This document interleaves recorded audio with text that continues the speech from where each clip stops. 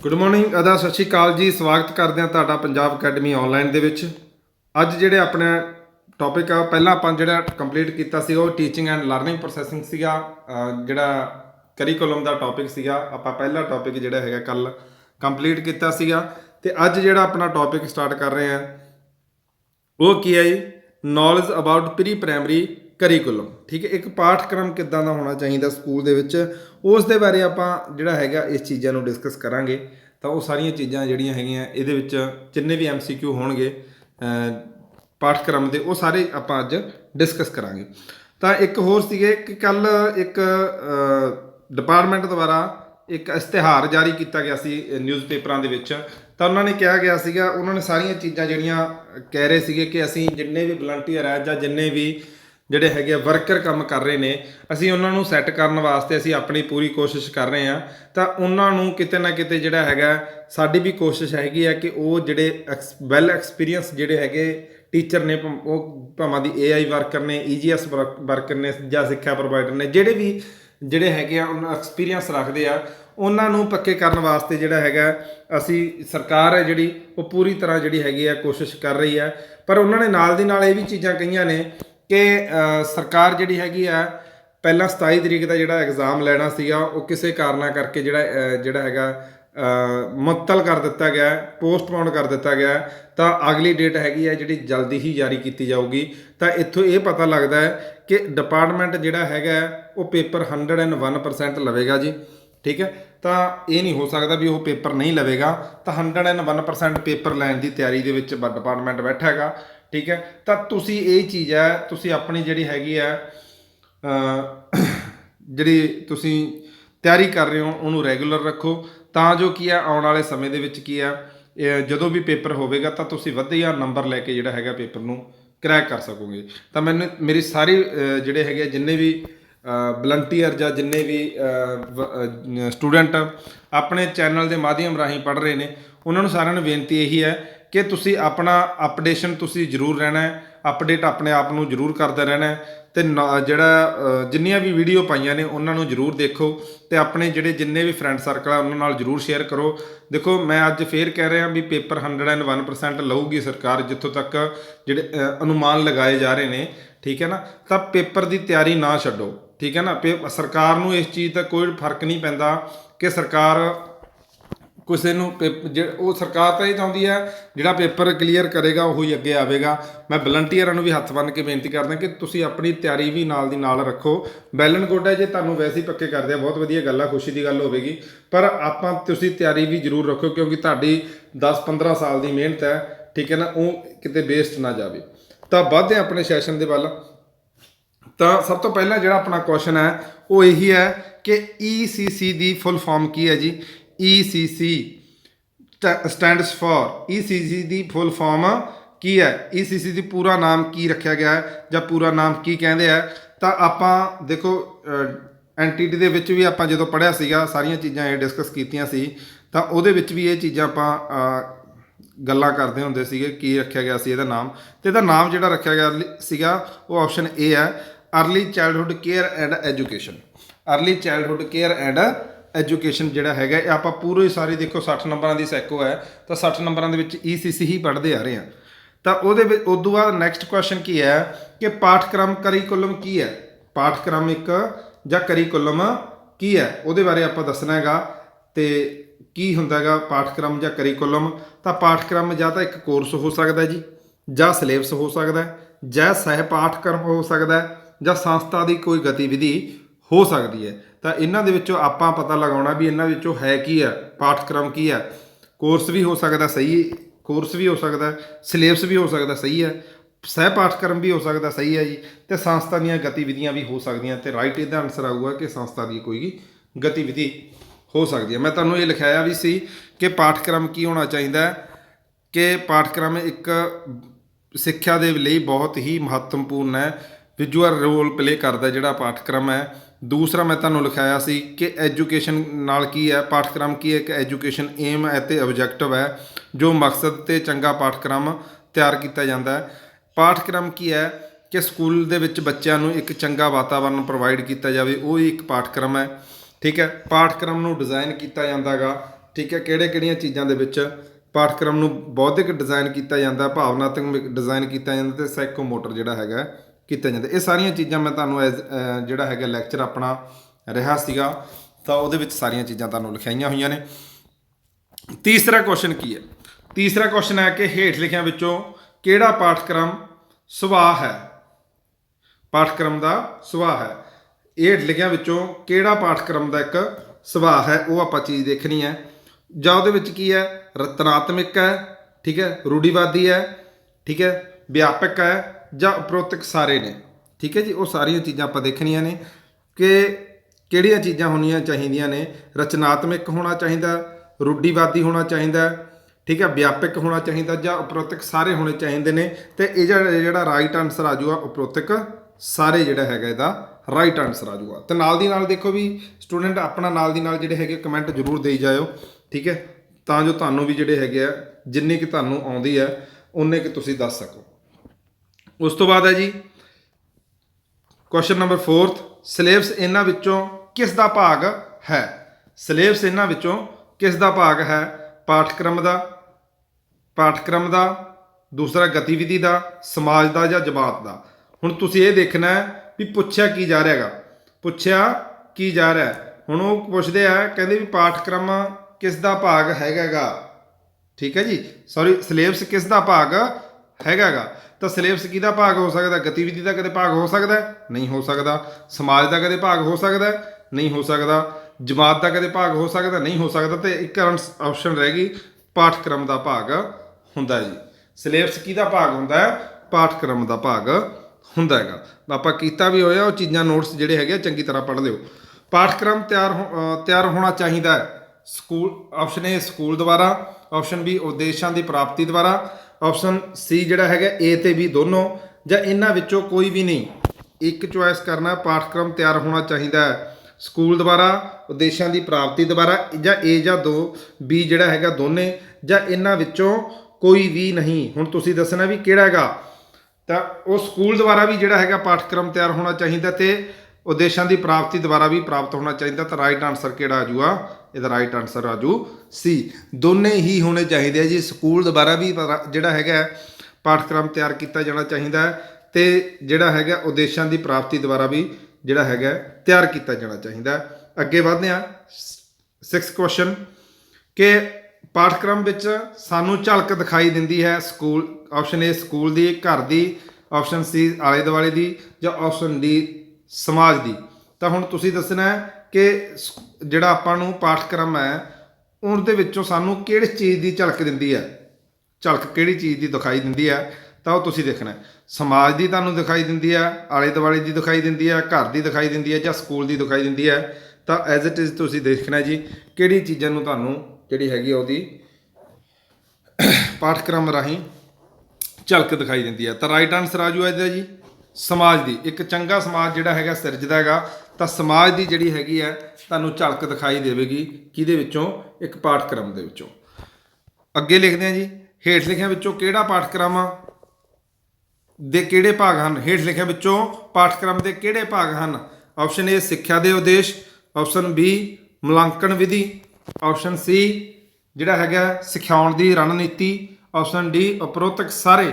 ਤੇ ਹੁਣ ਇਹਨਾਂ ਦੇ ਵਿੱਚੋਂ ਦੱਸਣਾ ਹੈ ਵੀ ਇਹਨਾਂ ਵਿੱਚੋਂ ਕਿਹੜੀਆਂ ਜਿਹੜੀਆਂ ਹੈਗੀਆਂ ਨੇ ਪਾਠਕ੍ਰਮ ਦੇ ਜਿਹੜਾ ਹੈਗਾ ਕਿਹੜੇ ਭਾਗ ਹਨ ਜੀ। ਉਹ ਸਾਰੀਆਂ ਚੀਜ਼ਾਂ ਆਪਾਂ ਦੱਸਣੀਆਂ ਨੇ, ਯਾਦ ਹੋਊਗਾ ਕਿਹੜੇ ਕਿਹੜੇ ਭਾਗ ਨੇ। ਹਾਂਜੀ ਦੱਸੋ ਜੀ ਕਿਹੜੇ ਕਿਹੜੇ ਭਾਗ ਨੇ, ਆਪਣੇ ਕਮੈਂਟ ਜ਼ਰੂਰ ਦੱਸੋ ਕਿਹੜੇ ਕਿਹੜੇ ਭਾਗ ਹੋ ਸਕਦੇ ਨੇ, ਤਾਂ ਉਹ ਸਾਰੀਆਂ ਚੀਜ਼ਾਂ ਪਤਾ ਲੱਗ ਸਕਣ।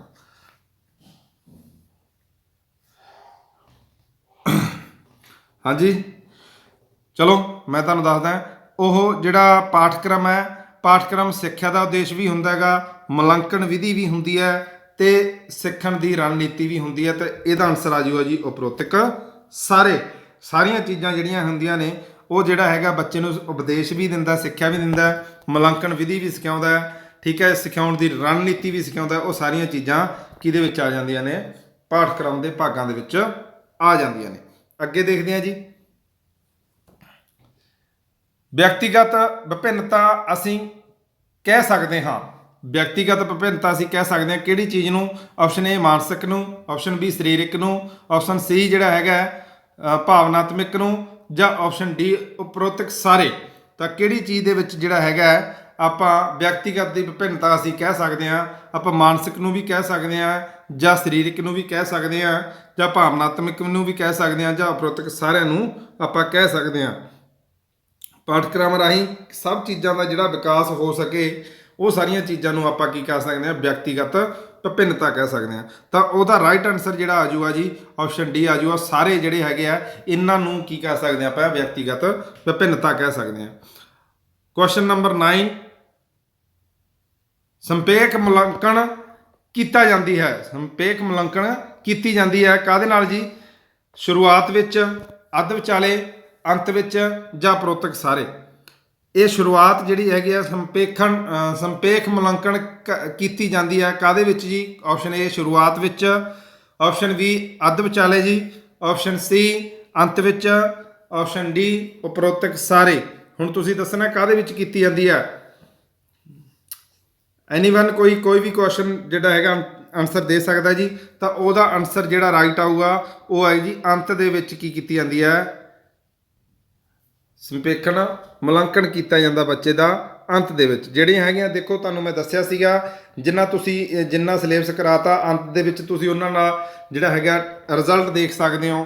ਉਹਨਾਂ ਤੋਂ ਜਿਹੜਾ ਹੈਗਾ ਤੁਸੀਂ ਜਿਹੜਾ ਸਿਲੇਬਸ ਕਰਾਤਾ ਉਹਨਾਂ ਤੋਂ ਪੁੱਛ ਸਕਦੇ ਹੋ। ਉਹ ਸਾਰੀਆਂ ਚੀਜ਼ਾਂ ਕੀ ਹੈ ਲੈਕਚਰ ਦੇ ਅੰਤ ਦੇ ਵਿੱਚ ਤੁਸੀਂ ਕਰ ਸਕਦੇ ਹੋ। ਆਪਾਂ ਕੀਤਾ ਵੀ ਹੋਇਆ ਜਿੰਨੀਆਂ ਵੀ ਹੈਗੀਆਂ ਨੇ, ਠੀਕ ਹੈ ਜੀ। ਤਾਂ ਇਹ ਚੀਜ਼ਾਂ ਨੂੰ ਯਾਦ ਰੱਖਿਓ ਕਿ ਦੇਖੋ ਮੈਨਰ ਜੇ ਡਿਫਰੈਂਸ ਨੇ ਸਾਰਿਆਂ ਦੇ, ਤਾਂ ਥੋੜ੍ਹੀਆਂ ਚੀਜ਼ਾਂ ਜਿਹੜੀਆਂ ਹੈਗੀਆਂ ਨੇ ਬਹੁਤ ਜ਼ਰੂਰੀ ਹੁੰਦੀਆਂ ਨੇ ਆਪਣੇ ਵਾਸਤੇ। ਇਹੋ ਜਿਹੀਆਂ ਚੀਜ਼ਾਂ ਜਿਹੜੀਆਂ ਹੈਗੀਆਂ ਰਿਪੀਟ ਹੁੰਦੀਆਂ ਰਹਿੰਦੀਆਂ ਨੇ। ਉਸ ਤੋਂ ਬਾਅਦ ਹੈ ਇੱਕ ਪਾਠਕ੍ਰਮ ਨੂੰ ਕਿੰਨੇ ਭਾਗਾਂ ਵਿੱਚ ਵੰਡਿਆ ਜਾ ਸਕਦਾ ਹੈ? ਇੱਕ ਪਾਠਕ੍ਰਮ ਨੂੰ ਕਿੰਨੇ ਭਾਗਾਂ ਦੇ ਵਿੱਚ ਵੰਡਿਆ ਜਾ ਸਕਦਾ ਹੈ? ਤਾਂ ਇਹ ਤੁਸੀਂ ਦੱਸਣਾ ਹੈ ਕਿੰਨੇ ਭਾਗਾਂ ਦੇ ਵਿੱਚ ਵੰਡਿਆ ਜਾ ਸਕਦਾ ਹੈਗਾ। ਹਾਂਜੀ ਕੋਈ ਵੀ?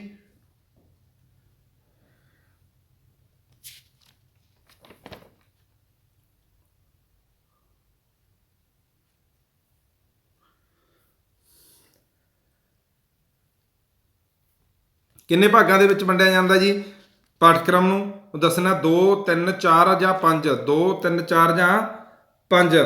ਹਾਂਜੀ ਕਿੰਨੇ ਭਾਗਾਂ ਦੇ ਵਿੱਚ ਵੰਡ ਸਕਦੇ ਆ? ਤਾਂ ਆਪਾਂ ਵੰਡ ਸਕਦੇ ਆ ਜੀ 3 ਭਾਗਾਂ ਦੇ ਵਿੱਚ। ਤੁਸੀਂ ਕੀਤੇ ਹੋਏ ਨੇ, ਗੋਲ ਕਰਵਾਏ ਹੋਣਗੇ ਮੈਂ ਤੁਹਾਨੂੰ। ਤਾਂ ਕਿੰਨੇ ਭਾਗਾਂ ਦੇ ਵਿੱਚ ਕਰ ਸਕਦੇ ਆ?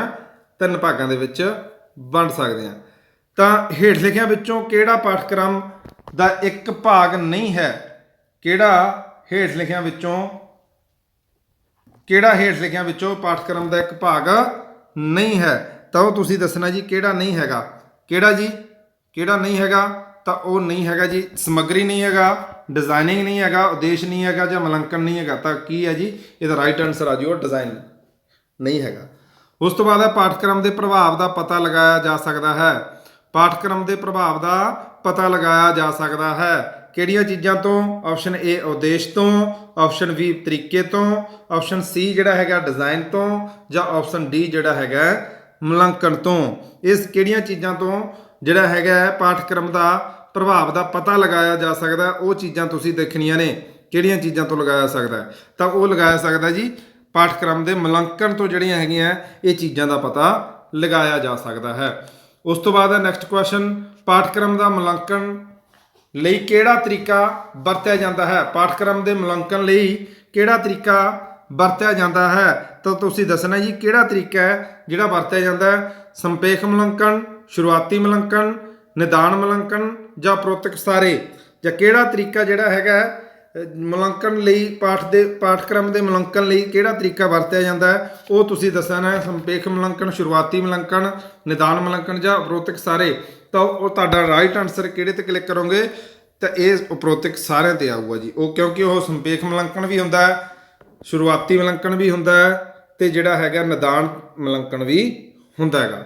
ਤਾਂ ਇਹ ਚੀਜ਼ਾਂ ਨੂੰ ਜ਼ਰੂਰ ਯਾਦ ਰੱਖਿਓ। ਨੈਕਸਟ ਕੁਐਸਚਨ ਹੈ ਜੀ, ਵਿਸ਼ਾ ਕੇਂਦਰਿਤ ਕਿਸ ਦੇ ਆਲੇ ਦੁਆਲੇ ਹੁੰਦਾ ਹੈਗਾ? ਸਬਜੈਕਟ ਸੈਂਟਰਲਾਈਜ਼ਡ ਡਿਜ਼ਾਈਨ ਜਿਹੜਾ ਹੁੰਦਾ ਹੈ ਕਿਸ ਦੇ ਆਲੇ ਦੁਆਲੇ ਹੁੰਦਾ ਹੈਗਾ?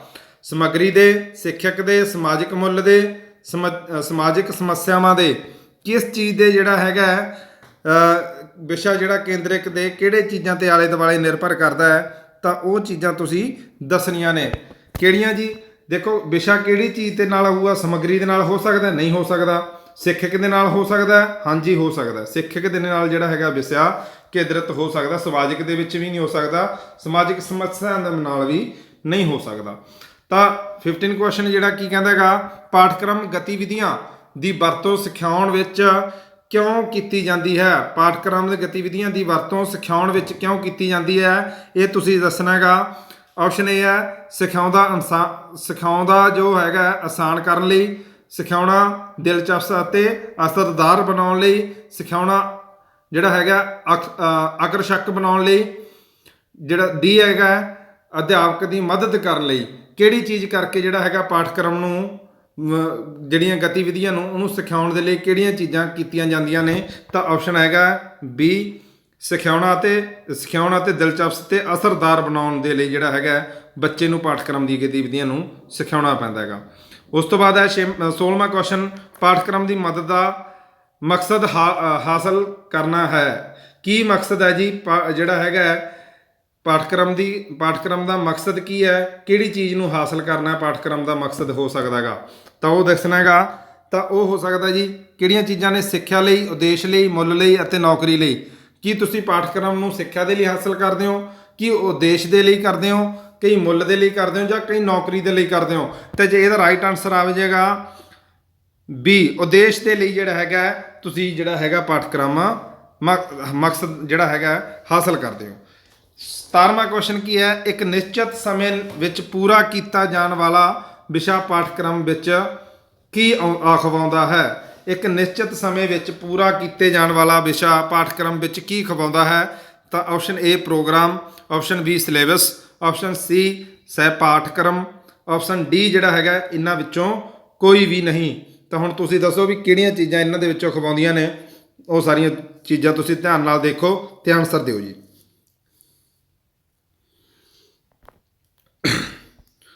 ਇੱਕ ਨਿਸ਼ਚਿਤ ਸਮੇਂ ਵਿੱਚ ਪੂਰਾ ਕੀਤਾ ਜਾਣ ਵਾਲਾ ਵਿਸ਼ਾ ਪਾਠਕ੍ਰਮ ਕੀ ਅਖਵਾਉਂਦਾ ਹੈ, ਪ੍ਰੋਗਰਾਮ, ਸਿਲੇਬਸ, ਸਹਿ ਪਾਠਕ੍ਰਮ ਜਾਂ ਇਹਨਾਂ ਵਿੱਚੋਂ ਕੋਈ ਵੀ ਨਹੀਂ। ਤਾਂ ਰਾਈਟ ਆਨਸਰ ਜਿਹੜਾ ਆਜੂਗਾ ਉਹ ਸਿਲੇਬਸ ਆਊਗਾ ਜੀ ਇਹਦਾ।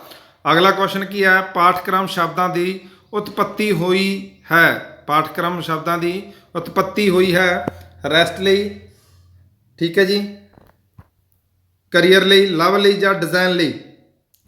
ਕਾਹਦੇ ਲਈ ਹੋਈ ਹੈ ਜੀ, ਰੈਸਟ ਲਈ, ਕਰੀਅਰ ਲਈ, ਲਵ ਲਈ ਜਾਂ ਡਿਜ਼ਾਈਨ ਲਈ। ਪਾਠਕ੍ਰਮ ਸ਼ਬਦ ਦੀ ਉਤਪਤੀ ਹੋਈ ਹੈ ਕਿਹੜੇ, ਮੈਂ ਤੁਹਾਨੂੰ ਦੱਸਿਆ ਸੀਗਾ ਕਿ ਪਾਠਕ੍ਰਮ ਨੂੰ ਕਿਹੜੇ ਸ਼ਬਦ ਦੇ ਵਿੱਚੋਂ ਲੈਤਾ ਗਿਆ। ਸਟਾਰਟਿੰਗ ਦੇ ਵਿੱਚ ਤੁਹਾਨੂੰ ਇਹ ਚੀਜ਼ ਦਾ ਦੱਸਿਆ ਸੀਗਾ ਕਿਹੜੇ ਵੀ ਚੀਜ਼ ਦੇ ਵਿੱਚੋਂ ਲੈਤਾ ਗਿਆ, ਤਾਂ ਉਹ ਚੀਜ਼ ਤੁਸੀਂ ਦੇਖਣੀ ਸੀ। ਤਾਂ ਕਿਹੜੀ ਜੀ, ਕਰੀਅਰ ਦੇ ਲਈ। ਆਪਸ਼ਨ ਆਊਗਾ ਕਰੀਅਰ ਦੇ ਲਈ, ਠੀਕ ਹੈ। ਜੇ ਤੁਹਾਨੂੰ ਪੁੱਛਿਆ ਜਾਵੇ ਵੀ ਕਿਹੜੀ ਭਾਸ਼ਾ ਤੋਂ ਜਿਹੜਾ ਹੈਗਾ ਕਰੀਕੁਲਮ ਲਿਆ ਗਿਆ, ਤਾਂ ਉਹ ਭਾਸ਼ਾ ਦਾ ਨਾਮ ਹੈ ਜੀ ਲੈਟਨ ਭਾਸ਼ਾ ਤੋਂ ਲਿਆ ਗਿਆ, ਜਿਹਨੂੰ ਕੀ ਕਹਿੰਦੇ ਆ, ਲੈਟਨ ਨੂੰ ਕੀ ਕਹਿੰਦੇ ਆ, ਜੋੜਨਾ, ਠੀਕ ਹੈ ਜੀ, ਜੋੜਨਾ। ਇਸ ਭਾਸ਼ਾ ਤੋਂ ਜਿਹੜਾ ਹੈਗਾ ਲੈਟਨ ਭਾਸ਼ਾ ਤੋਂ ਜਿਹੜਾ ਹੈਗਾ ਕਰੀਕੁਲਮ ਦਾ ਨਾਮ ਲੈਤਾ ਗਿਆ।